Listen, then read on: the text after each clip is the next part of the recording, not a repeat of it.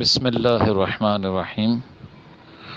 مکروہ اوقات کے اندر جو طلوع شمس کا وقت، غروب شمس کا وقت اور ضحوہ کبریٰ یعنی سورج جب سر کے اوپر ہوتا ہے تو ان تین وقتوں میں نماز پڑھنا، نوافل پڑھنا، فرض ادا کرنا، قضا پڑھنا، یہ سب منع ہے۔ البتہ اگر کوئی ذکر و اذکار کرتا ہے، اگر کوئی تلاوت قرآن مجید کرتا ہے تو یہ درست ہے۔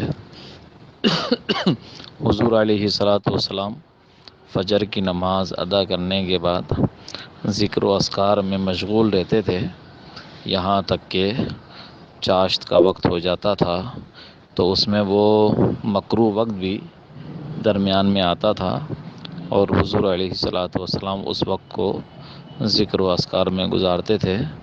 تو ان اوقات میں ذکر و اذکار، درود پاک، اوراد و وظائف وغیرہ پڑھنا درست ہے۔ واللہ تعالی عالم بالصواب۔